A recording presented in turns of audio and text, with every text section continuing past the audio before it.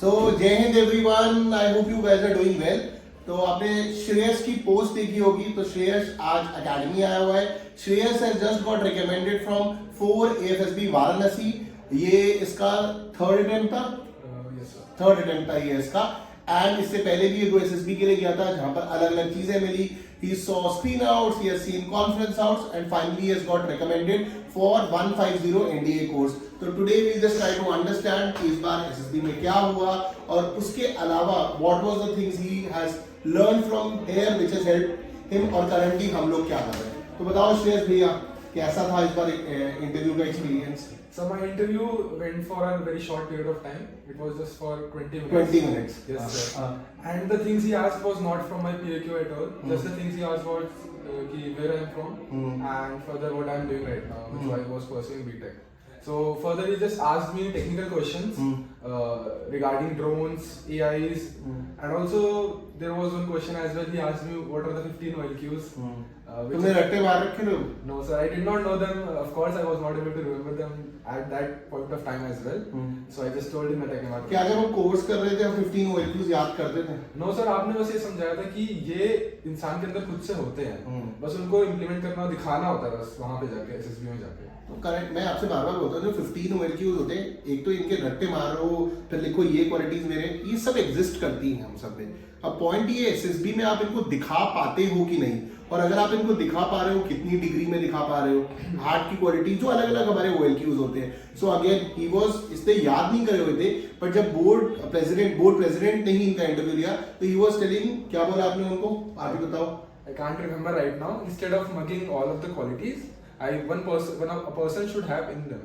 वही है कि आपके अंदर वो होनी चाहिए, और वो अलग अलग टेस्ट के अंदर दिखती भी है। So Shreyas, you were part of the batch 1.0 in which तुम्हारे साथ बहुत अच्छी ग्रेजुएट एंट्रीज भी थी और NDA एंट्रीज भी थी। तुमने दोनों एंट्रीज को देखा। What is the major learning जब आप ग्रेजुएट एंट्रीज के साथ तैयारी करते हो, उनसे कुछ फायदा मिलता है? Yes sir. Sir, actually serious entries have a lot of more experience and also a lot of exposure. तो सर उनके पास हमेशा नॉलेज का भंडार होता है सर एक्चुअली। करेक्ट। तो कुछ ना कुछ हमेशा सर उनसे लेने के लिए होता है। तो even if it's about SSB और जनरल लाइफ में भी, तो सर कुछ ना कुछ टीचिंग मिलती है सर। करेक्ट। तो अभी अनंत का इंटरव्यू आया और अनंत ने बार बार इम्प्लीमेंटेशन की बात करी, and you also told me sir, मैंने इम्बाइब करके इस बार इम्प्लीमेंट करा। ये इम्प्लीमेंटेशन बार बार हम बात करते हैं, why it is that important?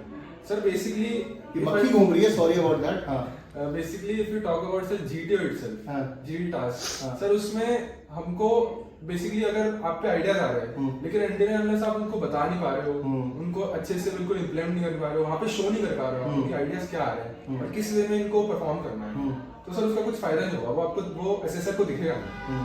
तो सर यही मेरे साथ पिछले SSB में भी हुआ था कि इंस्टेड ऑफ डेस्परेशन, या सर डेस्परेशन तो बहुत थी, और यही था कि मैं अपने आइडिया से नहीं बताऊंगा और ये मान जाएंगे। जैसे वो तुमने मुझे GTO का इंसिडेंट बताया था कि इसको जब किसी का आइडिया सही नहीं लग रहा था, तो ये बोल रहा था this can not be, this is not implementable, this will not work. And how did you change this time? I meant that if we can try this idea first, if this doesn't work, then we can go with the other idea. So again, cooperative factor, social adaptability, sense of responsibility, इसमें cooperative factor कितना नजर आता है कि हम आपका idea भी तैयार करेंगे, बट अगर वो नहीं होगा तो हम ये करेंगे। सो इट्स आपकी जो PGT HGT के टास्क है, this is not only about कि सिर्फ आपका आइडिया लगे, अपना ही आइडिया इंप्लीमेंट कर रहे हो। ये उतना ही इंपॉर्टेंट है कि दूसरे के आइडिया को भी आप उतनी ही तवज्जो दो जितने अपने आइडिया को लेते हो। So we are doing this lot of copies checking. तो अगर आप देख रहे होगे, ये हम टैब की कॉपीज को देख रहे होगे कि चेकिंग हो रही है, यहाँ पर हर एक कॉपी को चेक करा जा रहा है। यहाँ पर अगेन अलग अलग रिमार्क्स दिए जा रहे हैं यहाँ पर, these are the copies. So we are also checking on the psychology copies की, इसके अंदर कि ओवरऑल इंप्रूवमेंट क्या होता है। अलग अलग टाइम पे टेस्ट हम बहुत सारे लेते हैं, but when it comes to checking, for example first test लिया, मिडिल टेस्ट लिया, एंडिंग टेस्ट लिया, इससे क्या होता है, एक ओवरऑल ग्राफ भी बन रहा है हमारे कैंडिडेट्स का कि ओवरऑल इंप्रूवमेंट कैसे होती है। We last Shreyas when you do this kind of checking, ठीक है, तो आज जो इन बैचेस में हो पा रहा है, व्हाट इज द, इसका बेनिफिट क्या है? सर बेसिकली ईच पर्सन को, ईच कैंडिडेट को उनका फॉर्मल अटेंशन मिल पा रही है। Correct. उनको पता चल पा रहा है कि वो कहाँ पे लैग कर रहे हैं और कहाँ पे उनको इम्प्रूव करना है अच्छे से, और कहाँ पे वो और इम्प्रूव कर सकते हैं। तो सर इससे उनकी साइक तो ऑफ कोर्स बेटर होगी।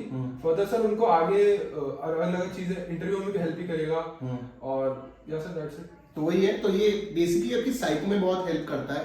And one more thing I want to ask him, तुमने एएफएसबी भी देखा है, आर्मी एसएसबी भी देखा है, मेजर डिफरेंस किस जगह लगा तुमने दोनों में? डू यू फाइंड सेम की कुछ डिफरेंस है? सर एयरफोर्स एसएसबी में पर्सनल ज्यादा जाते हैं जो एसएसआर्स होते हैं।